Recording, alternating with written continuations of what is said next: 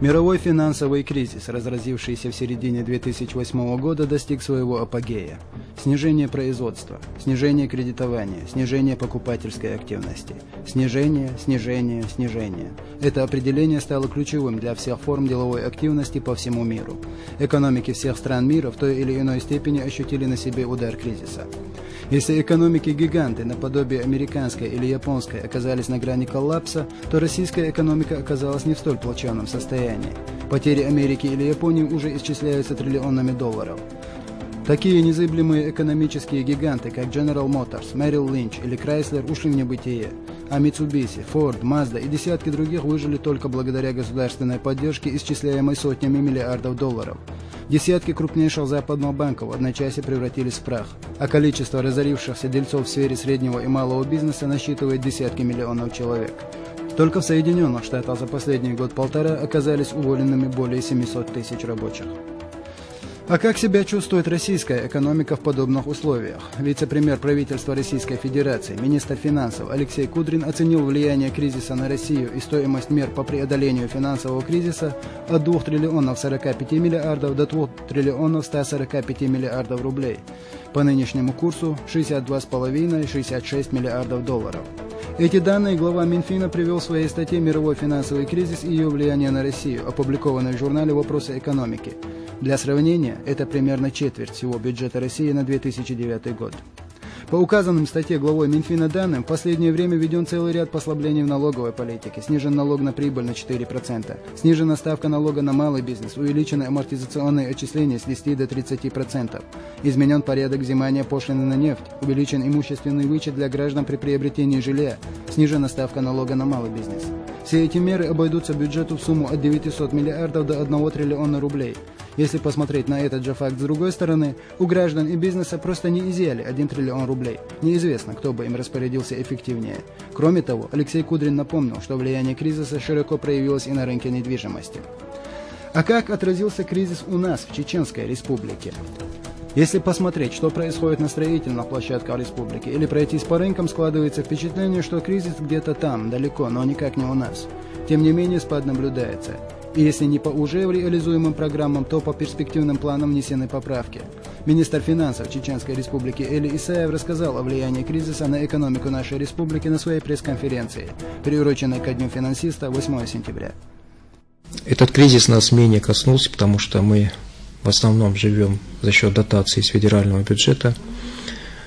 Но тем не менее, те наши собственные доходы, они сегодня, если взять по полугодию, исполняются только, если в процентном выражении, на 96%. Это порядка 300 миллионов выпадающих доходов. И это очень большие деньги для нас, для бюджета, для республики, где в основном все восстанавливается, строится, развивается. И таким образом можно однозначно акцентировать, и что кризис, конечно, коснулся, как другие субъекты, и нас.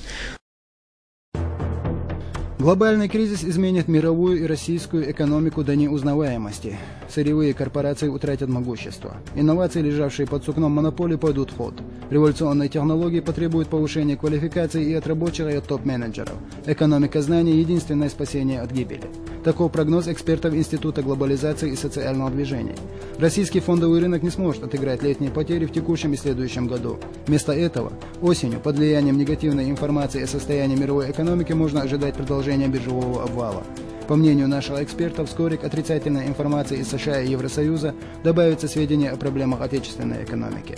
В стране замедляется рост промышленности, падает спрос на потребительском рынке. Одновременно удешевление нефти подрывает финансовое положение сырьевых корпораций, на которых в значительной мере держится все национальное хозяйство. В определенной степени все вышесказанное применимо и к Чеченской Республике. Но в силу значительно меньшей диверсификации экономики эффект падения должен быть ниже. Падение ценных бумаг отмечается в России с 19 мая 2008 года. За прошедшее время индекс ММВБ снизился на 28%, индекс РТС потерял 30%. Значительное влияние на снижение котировок отечественных бумаг оказало уменьшение нефтяных цен. Потребление нефтепродуктов сокращается. В России уменьшаются темпы роста индустрии. В апреле промышленное производство превышало прошлогоднее того же периода на 9%, июль скатилось до 1%. Доходы населения инфляционно сжимаются, в банковском секторе растет число проблемных должников, рынок недвижимости находится в состоянии стагнации. Правительство Российской Федерации пока никак существенно не повлияло на общеэкономическую ситуацию. Размещение средств в коммерческих банках не стало долгосрочным решением для них проблемы финансового дефицита. Банкам опять недостает платежных средств. Вливание новых денег, обещанное правительством, ничего качественно не изменит. Падение спроса на отечественном внутреннем рынке целиком копирует мировую тенденцию. Неожиданностью для мировой финансовой системы в 2008 и 2009 году стало ускорение инфляции, прежде всего выразившееся в росте цен на продовольствие и топливо. В качестве причины инфляции большинство аналитиков называют рост цен на продукты питания и энергоносители, то есть саму инфляцию. При неадекватности подобных объяснений мировая инфляция имеет объективные причины, связанные с общим кризисом модели глобальной экономики. Рост товарных цен не причина, а следствие инфляции. Именно эта составляющая кризиса оказалась наиболее болезненной и в Чеченской республике. Поствоенной республике, где у людей каждый рубль на счету, это отразилось довольно болезненно. Есть первое условие президента нашей республики, чтобы правительство приняли все необходимые меры, чтобы в первую очередь все обязательства, особенно социального характера, были исполнены в этом году на 100%. Эксперты всего мира, и в том числе России, делают свои выводы. По их мнению, дальнейшее развитие кризиса будет выглядеть примерно так. Правительства стран мира не располагают стратегиями преодоления кризиса, вероятность их выработки в силу недооценки кризиса и незаинтересованности в необходимых преобразованиях до перехода кризиса в пиковую фазу крайне невелика. Нет оснований ожидать быстрого прохождения кризиса. Его затягивание приведет к обострению политических и социальных конфликтов в большинстве стран мира. Кризис не завершится, пока не будут сняты породившие его противоречия. А развитие мирового хозяйства не получит новый технологический импульс, прежде всего в инновациях индустрии, что приведет к удешевлению товаров. Оказанное кризисом воздействие на экономику России остается пока незначительным и затрагивает преимущественно финансовую сферу. Экономика Российской Федерации продолжает расти, но потребительский рынок в стране инфляционно сжимается, что подготовляет национальный, торговый и ипотечный кризисы. Приход глобального кризиса в Российскую Федерацию задерживается и произойдет, вероятно, позднее, чем в новых индустриальных странах и Евросоюзе. Под воздействием общемировых хозяйственных тенденций экономика России может ощутить серьезное недомогание еще при сохранении высоких нефтяных цен на мировом рынке. Падение мировых цен на нефть приведет к кризисному поражению национального хозяйства России, обвалу на фондовом рынке, падению промышленного производства, росту безработицы и усилению инфляции, резко снизится потребление. Глобальный кризис окажется для России особенно тяжелым из-за экспортно-сырьевой ориентации экономики. Выход страны из кризиса будет сопряжен с большими структурными переменами в экономике, общественными потрясениями и падением роли сырьевых корпораций.